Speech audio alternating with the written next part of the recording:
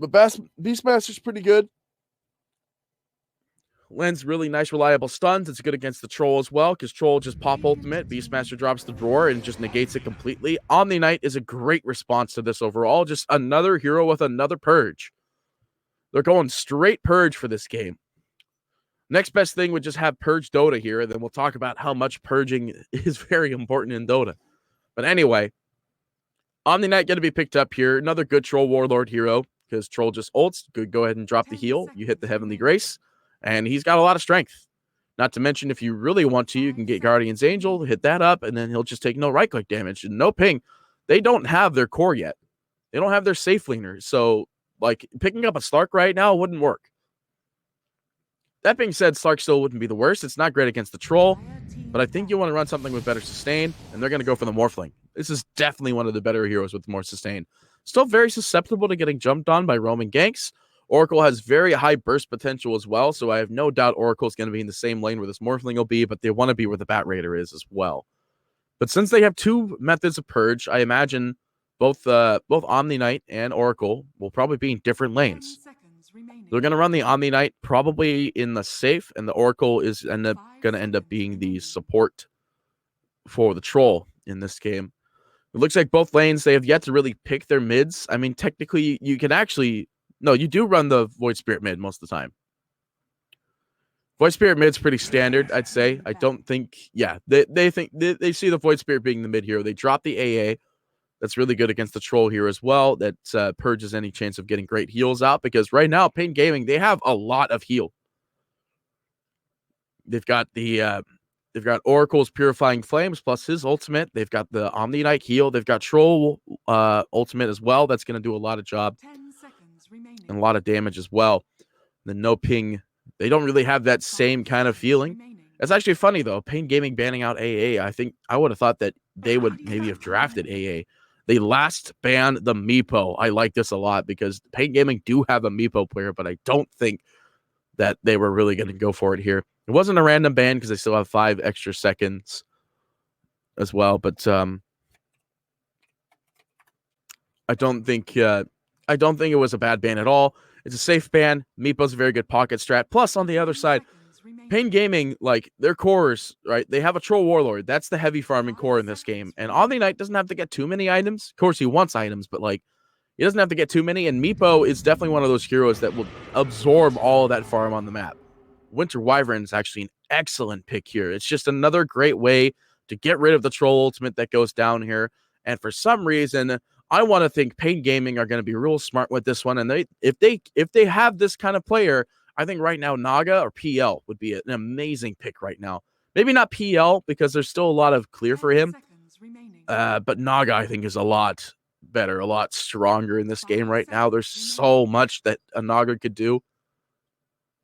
But they already have the Troll in the safe. They'd have to end up running Troll in the mid against the Void Spirits. Not exactly a reliable thing. You could actually run Naga mid maybe, but like it's just they're looking for their mids. And I guess paiN Gaming, they must have been really relying on this Meepo, because now that I think about it, actually Meepo was perfect. And the Winter Wyvern does get picked up, though. That's usually one of the better counters against the Meepo. But like, if you're good enough on Meepo, you will jump that Winter Wyvern every single team fight. But we won't have a Meepo in this game. It's 50 seconds left in the reserve time picks. I still like NoPing's draft a lot. We're going to see the Ember Spirit picked up here. So it's going to be Ember versus Void. Now, I've talked about this quite a lot, actually. The big thing about it's not Ember versus Void. Oh, no, it is Ember versus Void, because they ran Randy in the safe last game. They'll probably do it again. So anyway, Ember versus Void, the big thing I like to talk about when it comes to this is that, like, Ember is really good against the Void Spirit, because Void Spirit, all visibilities are magic damage, but they do moderately low damage in the early phase, and then Ember Spirit, all he has to do is just spec his shield, and no matter what, you don't want to expend all of your mana on Void Spirit to get rid of that shield. HFN will just continue to farm in the mid because he's just got the shield down, and Void Spirit, you don't want to break the shield because that's just it's just a hard thing. You don't want to burn mana to break a shield. 5 seconds remaining. And all Void Spirit's abilities aren't exactly low mana spells. They're all pretty high mana spells, and You just can't be burning mana. That's literally it. So I like the Ember Spirit pick. It's a very good one that sustains moderately well against the Void Spirit. I still would have felt that if they just ran a Naga, it would have been great, but then it would have been a mid troll or it would have been a mid Naga. So it would have been relatively hard, but maybe the Winter Wyvern actually kind of scared them on that line as well. But I'm not exactly attested to the Ember Spirit. We've actually got the Sensei Spirit as well. The nice Sensei Ember set. Does have the Divine Rapiers, though. I've got those on my Ember as well. Because I think the Ember set that comes with the Sensei actually has the, what are those things called? The nunchucks. And they make a different sort of attack sound. It's like one of the few items in Dota 2 that actually change the attack sounds of certain items and such. The Rubric Arcana, I don't think actually changes any of the right clicks. I don't think any of the Arcanas actually change the sound of right clicks. I think it's all the same. Oh, maybe except for the PA one, because when you hear the crit, obviously that changes it. But like, that's whatever. That's the crit animation, not just the normal right clicks. Oh, look at you. Your Ember gets to spin, and mine didn't. Wow, I'm blessed. Anyway, ladies and gentlemen, welcome to Game 2 of the StarLadder Minor NoPing versus paiN Gaming. We've already got the draft and completion underway. Looks like it will be the mid Void Spirit. What? Oh, there you go. Yeah. Anyway, looks like I like it. I like it a lot. Looks like we're gonna. Ooh. That's fine. It's fine.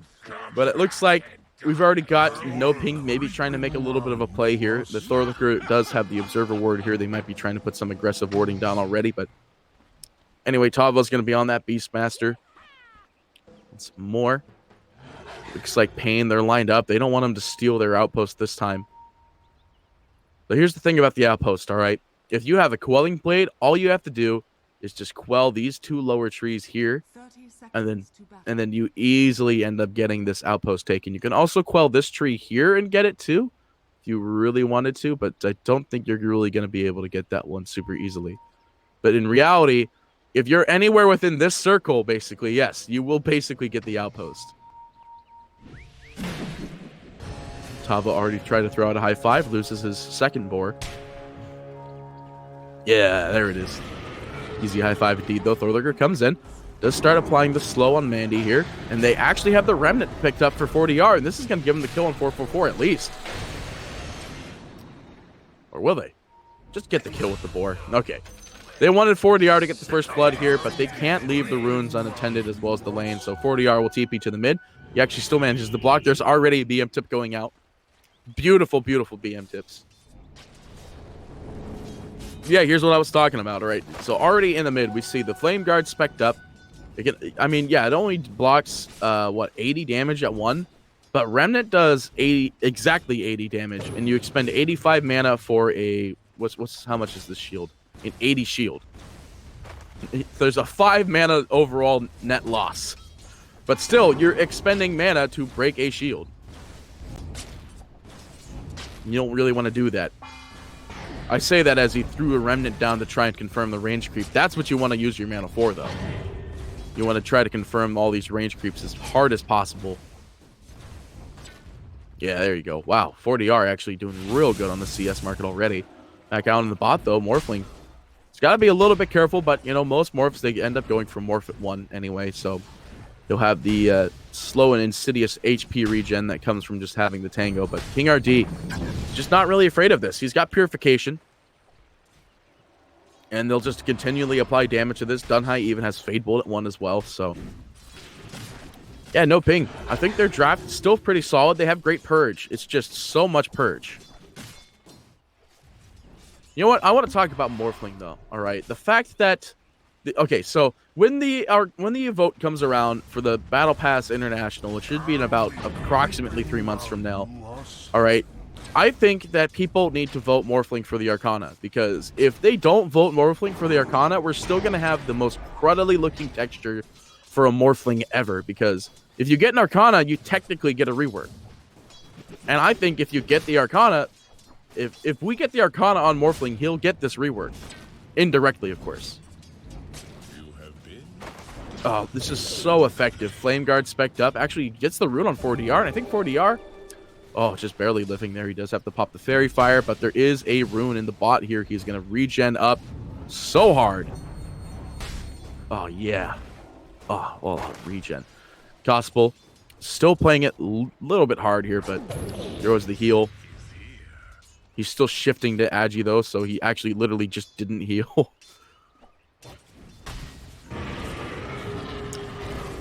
Anyway, it's like they're trying to apply some pressure here. I love this very aggressive Dire Ward already that's in this lane. Just see so much with it, though. Back up in the top. They are going to try to go on Thorlicker, but he's a very fast boy. It's 292 against the now 287 with the -3 with a sticky napalm on there. It's 305 when he's in melee form. Wants to go on Tavo, but still not going to get it. Thorlicker's still getting out. It's a very hard game for most of the side of NoPing, but again, they got the first blood. That's a huge advantage. Not to mention, it was on 4DR as well. I loved, it's just, he's got a bottle. He's got his one Null Talisman. He's going to go for the second one, but HFN, he understands the situation. He's actually going to hold his level 4. Nah, never mind. He goes for the good old Sleight of Fist here. It's pretty standard to see Sleight of Fist picked up now, too, because Sleight of Fist does the bonus hero damage. We saw it for, like, maybe one whole patch, how effective it was. Thorlicker up in the top here, actually. He's going to be in a little bit of trouble. Gets slowed out by Mandy, and Mandy trying to find the clicks here. He will get him with the Purifying Flames, but 444 is going to be killed as well, but a shared bounty overall, so it's actually not the greatest. Back in bottom, though. Gospel again, just getting low. He can't play against this high burst, high damage potential lane. So much so that the Winter Wyvern actually went for Cold Embrace. All right, I want you to go to the Winter Wyvern real quick. Click on the Winter Wyvern and tell me, does she have a head on your screen? What the heck? This isn't fair. My Winter Wyvern is bald. Oh, this isn't fair. I don't know why my Winter is bald. That's so dumb. At least we know that you had the Timbersaw one, though.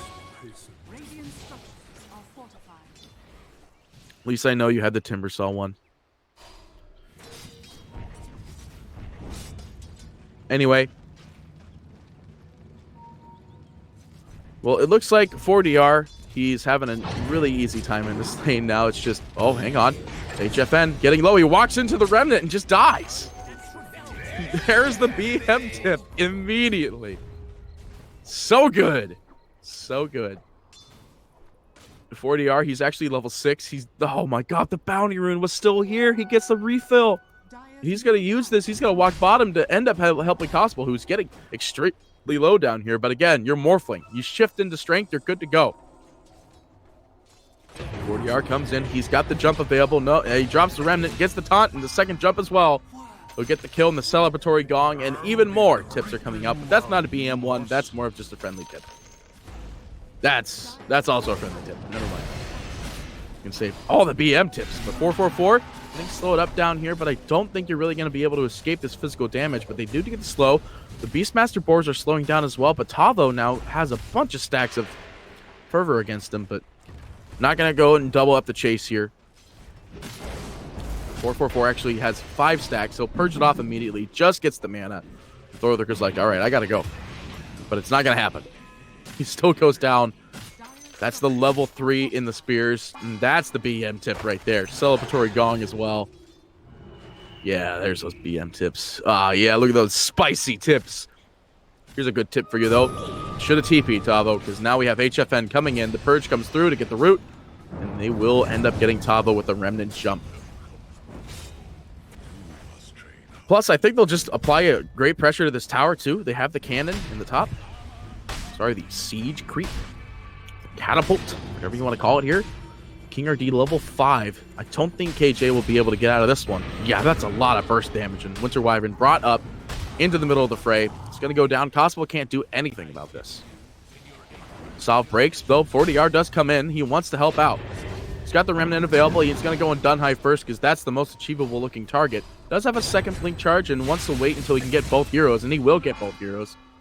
King RD takes that burst damage. The celebratory gong already being thrown out. Back up in top, though. Tavo just getting chased down. HFN stayed in this lane. They'll trade off laner for a Rubik. And I think HFN, I mean, paiN are coming out on top on these trades. That's like purely obvious here. And Dunhai's going to TP into the mid now. He wants to get level 6, but it's a 5-5 even. Like, paiN are just leading in the tower advantage. Looks like they're also leading in the CS advantage. So Morphling is 33-9 in comparison to Troll, who was running at 39-12. Tavo, he's running 22-7 in comparison to the 36-4 of the Omni Knight. And plus, Tavo has died twice. So, very hard for him. Kind of make that comeback because the 2 kills on the Troll are the 2 kills on Tavo, except one of them was on the Bat Rider, so... But even then, though, he's gotten 2 kills total in this lane. KJ coming in, the Remnant, not going to land, but I don't think it matters. HFN just getting bursted down. He can't jump away. I don't even think you needed KJ on this one. There was a DD on 4DR. He went ham.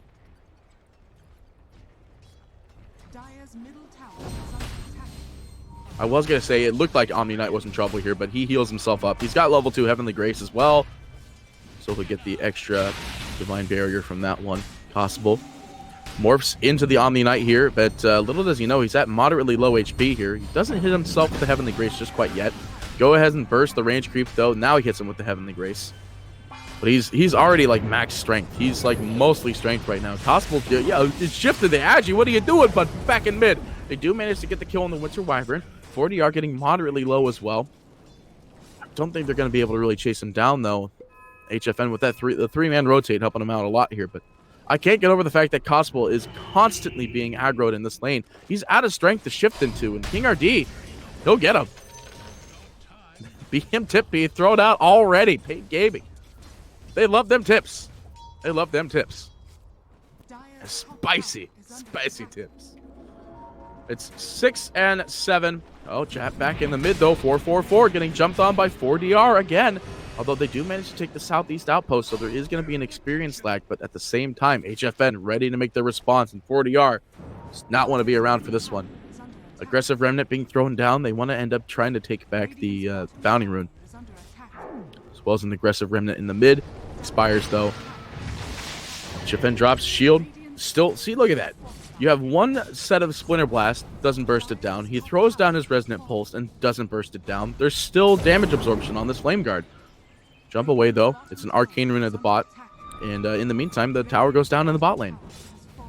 Sure, Cosple went up to the top lane to farm for a little bit. He also got the top tower in that meantime. But still, it's just... You could see the farm. You could see the... let's go to the net worth. You could see the net worth change already. Just obviously there. It's the Troll still leading at the top. 4DR is second. Morphling is 5th. This is a exact mirror of the last game where we saw that there was no gold available on the side of the cores here, except he's not underneath the Beastmaster this time. He's not underneath the StarLadder in comparison. paiN. They've got 4 heroes in this mid, though. They want to get a gank on anybody who just jumps in. I don't think they're going to get him, though. I think 4DR reads the situation pretty well here. Understands that he can't see the rest of the heroes on the map. Except for the fact that he has a ward here, so he sees anything coming from this perspective. But Ember Remnant jump out. Doesn't want to be a part of the Winter Wyvern coming in here. Winter's not 6 yet, though. They do manage to find a roar on the back lines, and immediately 4-4-4 goes down. We see his celestial body dipping into the world there. But there's no roar for 40 seconds, or 80 seconds, and 4DR now in a bit of trouble. Is going to be lifted back, but he's going to go straight for Dunhai. Might as well kill somebody while he's at it. They do manage to steal Resonant Pulse, so that will hold over some extra damage if they need it. KJ. Oh, man. Mandy drops the ultimate, throws out a high 5 here, and I think with Mandy just continually clicking KJ in this, he's just dead. Tries to get out. He actually didn't get rooted immediately because he's only level 1 for the root. But even then, it only ups it by 2%. But looks like they'll at least get 1 for 1 here. Dunhai will end up going down as well. Morphling does come in. He's actually morphed into the Ember. They get the kill on HFN. That's huge. And they're going to get more, though. They're looking for the Omni Knight King RD. He's got a Quelling Blade. He's going to quell that tree to try and get out of here. But he gets hit by the boar, the slowest there. The Remnant as well. King RD. He's going to go down for this as well. And Cosable just morphing into the Ember. He's just gotten all this extra potential. That's with the Flame Guard. A Flame Guard is such a good spell to steal. It's actually max level Flame Guard too, so it does a lot of damage per second. That is 60 damage per second. So, yeah, Morphling, he's got his target. He'll morph in the HFN anytime he wants to win a team fight. That being said, though, it's down for 2 minutes, so it'll be a little while for him to get this one. They're not done yet, though. They have a Dominator on Tavo. They don't have Roar. Now they do. They want it, though. The Remnant not available. They dropped the Roar. They dropped the Lasso. A little bit of miscommunication there, but they get the kill either way. I mean, Lasso and Roar, they both have pretty much the exact same cooldown. They do manage to catch Dunhai off on the sidelines, and easy kills. Easy kills. It is stinging. And already, NoPing. They're taking the series. The series, I guess. They're having a relatively all right time getting the comeback at this point. And this is just the power of the fact that you have two heroes with great stuns. And then Morphling. You have a Morphling. Like, do your heroes have really good abilities? Play Morphling. Win game. Back in the mid. King RD, I don't think he knows that KJ is sticking around here, but I don't think you want to drop a Winter's Curse for this team fight. However, 444 might be in more trouble than we think. Lorliker does not have a stun, though, so they can't get him out. He'll be fine. But he'll take back the outpost, though, under the guise of the fact that the troll is actually on the low ground underneath him. He's actually going to go for the Battle Fury still. I like this build for the trolls. It's hard for him to farm. You don't really want to go for the Maelstrom. And Battle Fury is still a good overall item.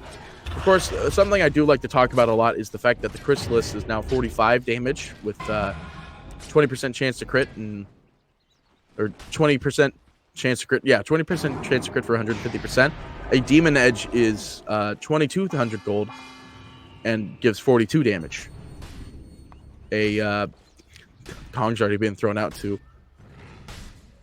Bird comes through. They know the bird's here. They actually don't get it because the heal heals them up, but that's 60 gold for a bird. But, you know, Chrysalis, it's 45 damage, 2130 item versus a Demon Edge, a 2200 item. 40R, he's hanging out a little bit too close to comfort here, and he doesn't know the rest of the team is here, but they do manage to miss the roots. It's stinging. It's stinging indeed. GG Brance is just continually being thrown down by HFN. Yeah, they're like, yeah, nice job missing that spell, nerd. Let's see. There's a big old spider web in front of my screen. Anyway. Looks like NoPing, though. They're going to play it a little bit more careful now. Cosple wanting to get the shotgun up online first before he ends up getting another re-engagement. Cosple's only 11 as well. We take a quick gander at the levels. The Troll is also 11, but, I mean, you got the Void Spirit at 11, the Beastmaster at 10, your Ember Spirit's at 10, and your Omni Knight is 8. And your Omni Knight's continually struggling to farm on this side lane creep here. Grove Bow, Net, Pupil's Gift. Actually, Gift is probably one of the best things you could probably put on your Morphling. I imagine he'll keep the Grove Bow, though. Yeah, he's going to keep the Grove Bow. Once he has the shotgun up, that'll be a huge extra chunk of damage so long as it gets one right click off first. Love me them celebratory gongs. Looks like the first item for Beastmaster was actually the Necron. Well, the next item, he's got the Helm of the Dom. He's got great move speed with Helm of Dom, actually. Dire drop a scan. They know that somebody is around. But Mandy with the Battle Fury, he's going to clean up this creep wave real quick here. Mandy. They find Thorliker immediately. He's going to try to get out of here, but the Purge is going to be there, and Mandy drops the ultimate to make sure they get the kill. Troll ult, another very low cooldown spell, but in this transaction, they might be getting something mid, but actually 40R. He might be going down here. Well, he dropped the Remnant, though. He gets the range creep. That's just the most important thing. Kill range creep, win Dota. But now they have the shotgun online. Morphling with the E-Blade, and not to mention, NoPing actually is in the Roche. I didn't even see this. But this Roche is just dead. 40R actually is going to go for, well, the, looks to be the Solar Crest build, because he does have the Medallion of Courage. He's actually 100 gold away from the Solar Crest, too. Now he's got the Solar Crest. The Courier's coming in. But I like this build a lot. It's 40R, I mean, well, not 40R, but in general, Void Spirit doesn't do the most amount of damage. Of course, when you are buffed by the Alpha Wolf and the bonus damage that comes from just being around the Beastmaster, as well as the attack speed being that bonus damage, it's just a lot of extra damage. But He doesn't have the great damage. Solar Crest burns away the big boy armors that everybody has, and he's going to be great with this one. Not to mention, he's also happy he got the Pupil's Gift. DD active. He wants to go straight for this Omni Knight. Taunted in here, broken down. He is going to be shotgun, but will still eat the dirt. HFN, though, going to be in trouble here. Actually, they morphed into the Omni Knight, so he doesn't have the ability to get the counter catch here, but they do manage to steal the blink jump for the Rubik here, but I don't think Astral Step's going to help him win this. And yeah, meanwhile, all this is happening. Thorlicker wasn't even in the fight. He's down here in the bot, just farming the creep wave, looking for his blink dagger. That's going to be the next big thing for them. They find the Remnant. Shotgun goes out, but for some reason it dealt no damage to the Rubik. All because they hit him with the false promise. They hit him with the Fate's Edict. He took no damage. That's a great way to disengage that shotgun damage if the Oracle was quick enough on the spell. It is level 2 as well, so it has a 13-second cooldown. The shotgun, let's see, what's the cooldown on E-Blade? It's 20 seconds, so it'll be up almost every time he wants to use the shotgun.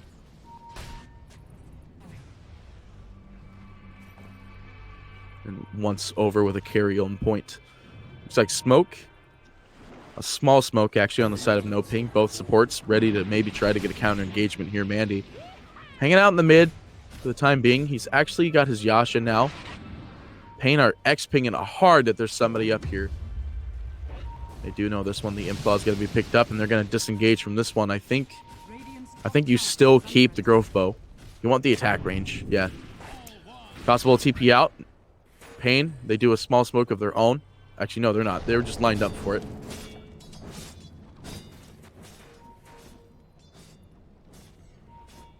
Looks like Desolator's next on the Void Spirit. Oh, there is a Roar immediately expended down in bottom, but it looks like it's just going to be immediately purged. That's the power of False Promise. You got a catch. Guess what? You don't. Hanging around still in the mid. Not going to get that easy one-man kill in the bot. Almost got the tier 3 Necron, actually, for the Beastmaster. I believe the Courier's bringing out the other recipe here, but NoPing, they're trying to put some advantages down on the floor here. They want to clean up as much as possible. They got the Solar Crest. The Desolator's going to be next. HFN. Got to be a little bit careful here, but I don't think you can really try to jump around as much as you want. He does have a Renet for an escape. They do have the immediate jump in by Cosple here. Cosple at no HP. Oh, he shifts just in time. He does have the Aegis, though. The taunt's going to be on 444. They know they don't have False Promise, though. They want to get something done here, but the Remnant Steel's going to be there. HFN, he's not the one getting caught in, but he's still extremely slow. He gets hit by the shotgun, and the shotgun blast goes through. They do find the lasso as well with Thorlicker coming in there. He didn't even have the Blink Dagger, and they get the kill. To the worms indeed, and looks like that Blink Dagger now, Bat Rider, 200 gold away. They get this mid tower, they clean up house, and Tavo showing off his Mach 2 Necronomicon. He's going to have his Mach 3 Necron soon. Cosple still with the Aegis. Almost getting bursted down, though. We saw how quickly his HP disappears. But we also saw how quickly his HP comes back. He's going to go straight into the Scotty next. They're going to get this bottom tier 1 tower. Finally, all the tier 1 towers on the side of the Dire have been removed, and NoPing, they are taking this game again. It's 15-9. paiN were leading at the game, maybe at like the 10-minute mark, but now we're at the 20-minute mark, and it's a 7K net worth lead on the side of NoPing. But that being said, at the 30-minute mark, NoPing came back around and won, so there's a chance that paiN could maybe do the same. They've got a little bit better cores as well this game around. HFN does a lot more damage, speaking of which, he does get taunted up immediately, but will be purged and disarmed, so he's not going to take the magic damage. Winter's Curse, though, I think that'll end up killing him.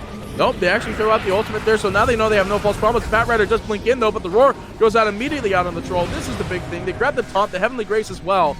They're trying to disengage as much as possible. Possible does not have the shotgun yet. Another 10 seconds, still has the Aegis. They want to burn this out, though. The Remnant not going to catch anybody. They still kill all 444. They trade out the Bat Rider, and they know there's no False Promise again. So they can easily jump in there.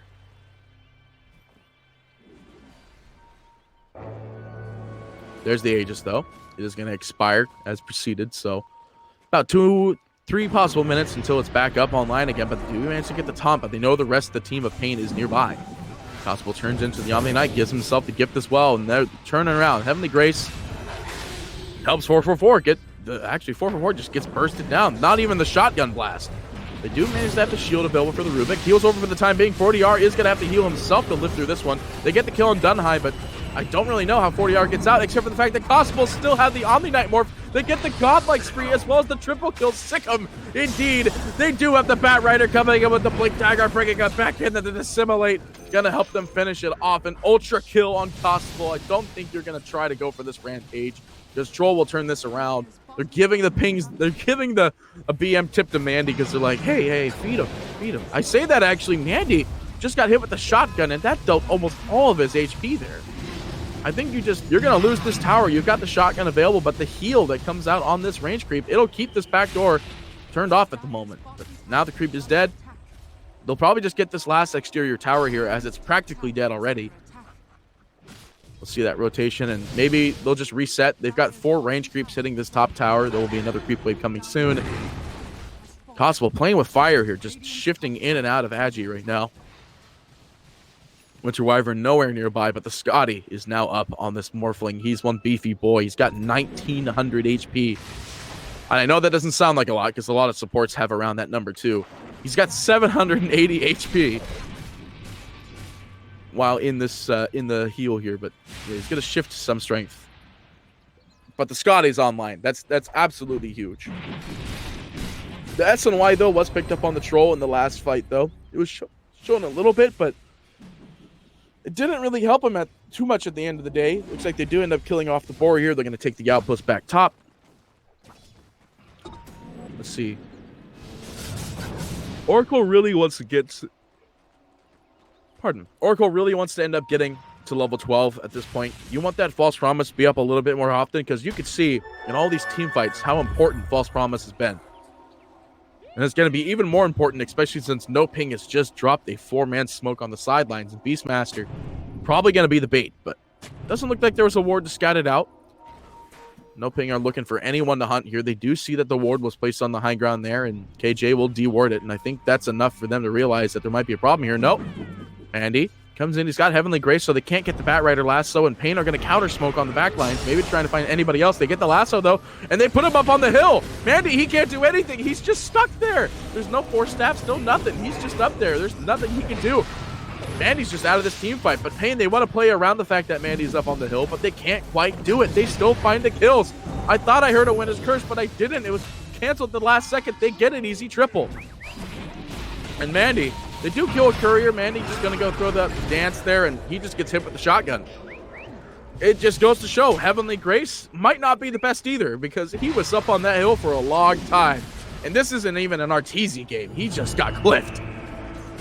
Troll buys back immediately. There are buybacks available on everyone on the side of paiN here, but there was a lot of gold that went up and down in that team fight. Now we see the first tier 3 tower going down. They do manage to steal the Resonant Pulse, but the shotgun goes out, kills Dunhai immediately. The buyback as well. Dissimulate, though, buying some extra time. Possible just clicking on the barrack, clicking on the towers. And Mandy, he's getting really low here. The slow is there, though. It's going to be a lift out, but the Heavenly Grace steal as well. They're going straight for Dunhai again. The Winner's Curse as well. This kills off the Omni Knight. Drops the Essence Ring at the last time, though. It's not going to happen anyway. Kigarki still goes down. 444 goes down as well. They have to buy back immediately. They do end up getting 40R on the sidelines here. They want to go for Cosmo, getting pretty low. He doesn't have Aegis this time, but he's got a lot of strength to shift still, and he's at 4.6k, 5.1 strength at the moment, but Mandy just clicking away. The shotgun, though, is going to slow down this aggression, but he doesn't have enough to wait for him. He does in 2 seconds, though. He's got 9 wand charges. He just can't get rooted, and he got first hit rooted, and he's just dead. And that's the power of the Troll Warlord, but still, it's just, you just burnt so much to get these 2 kills. Might be able to get KJ here, but still, there's a big gold change, even with those 2 buybacks. They were just support buybacks too, so it's still an overall 1.5k net worth swing. And KJ, I don't know what you're doing here. HFN can kill you, and he is. You're rooted. You're dead. That Glimmer Cape ain't gonna save you. That's the exact same time as the Embrace, so you're just dead. Sorry indeed. I don't know what you were doing there. I have no idea why you were still there. Winter Wyvern does buy back, though, because they know that this Roshan is up and online. They need to defend this. They have to defend this. Winner's Curse is available, but Cosmo is just not up. They're not going to be able to counteract this Roshan. Godlicker hanging out on the outside is going to be rooted up, so the method of stealing is gone, though. 444 does have to pop his False Promise, but I think he'll be fine here. And I think we just see this. No, they drop the immediate ult, and that's HFN. They do manage to get him down, but Mandy gonna have to turn on his ult here. He has the DD rune. He's gonna go for Tavo. Tavo, no roar, no anything. He's just dead here. They do have to pop the heal though, and Tavo, I mean, he's just dead. He's gonna continually right click. There's no way he can get away from Mandy on this one. DD rune going to work as much as possible here. Mandy can't get caught out, but at the same time, neither can 4DR. The shotgun does go out though. 444 dies on the sidelines. They do dissimulate into the pit. The Remnant, that's a really good Remnant actually. This holds off any chance of getting brought in there. Actually, that's a Rubik Remnant. Mandy coming in. They drop the counter Remnant here. Jumps to the high ground though. They do have the slow and Possible clicking away the shotgun. Confirms it. Possible finally being alive here, and it looks like they want to get this kill on King RD, and they want it bad. But guess what? Even if you start the TP, you could still use the adaptive strength shot anyway. And I think you just chase this man down. You throw out the high fives.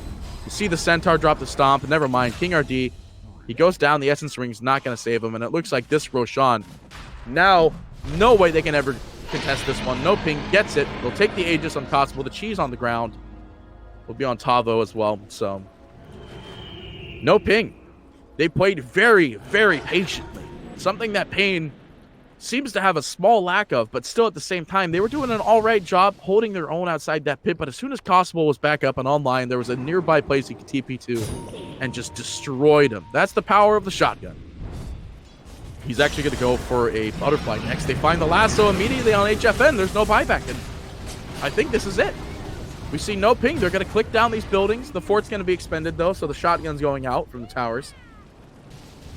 But it won't really be enough. Possible, they've got this. NoPing, they're clicking down the barracks here. The towers, I mean. They do throw out the remnants. There's a lot of remnants, actually, just out here, but it's just the clicks.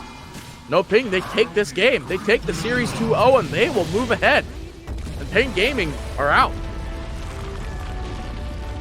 And this is actually insane. This is a much different game, though, in comparison to Game 1. Because Game 1, paiN were leading for a little while, but then they kind of just sloped down immediately, and then they lost good team fights. NoPing, they just won team fights, and they had like a little bit of a better draft. They had better disables as well. In fact, I don't think, looking at paiN's heroes, they had no disables. They had Troll Root. And that was really about it. I mean, I guess you had the lift that comes out from the Rubik, but that's not a great disable. You're technically stunned still, yes, but you're lifted in the air. You can move anywhere. And the other thing, it took a really long time for that Battle Fury to come online. I think it came up at like the 15-minute mark. We could probably actually look at the item graph here. So we do the player items on Troll. And it was, yeah, actually basically at the 15-minute mark, 14:57. So it took a decently long time for that Battle Fury to come online. You had the Battle Fury for the other 15 minutes of the game, but I don't think that there was much you could really do about this. Out of control, Possible, just crazy carry. And I don't know why paiN Gaming have swapped out Mandy and HFN for their lane positions, but I think it might be a good idea to put them back. I'm not saying that HFN can't mid, and I'm not saying Mandy can't save. I imagine both mid laners and safe laners nowadays know how to play their heroes if they play it in the opposite lanes, but it just seems like when I saw them on day one yesterday with HFN being the safe laner and Mandy being the mid, it felt like they actually had a much better time. But now with the flip-flop, it doesn't just really feel like it's paiN Gaming anymore. But at the same time, paiN Gaming still played extremely well overall. It was just a really hard game for them to come back because Possible, they had the shotgun up extremely early as well. Probably about the same time Battle Fury came up, actually. So just double check the item player thing again. So Possible, let's see. So the shotgun was up at 16:28. The Battle Fury was up at 15 minutes. 14:57. But yeah, just maybe like a minute later, he had the shotgun capable and ready to go. And none of the heroes had BKBs. Like, I don't think any of them had BKBs. No, there was one on HFN, but like he got that pretty darn late. I don't think that was really going to help him. In fact, he got it at the end of the game. I think in this game, the problem is that he ended up going for his normal boots, and then he bought a drums, which is very standard for Ember Spirits, but he didn't have a farming item. He didn't have the Maelstrom. He didn't have a Chrysalis. He didn't have anything like that. He just existed, and he had no items. He had a BKB and drums.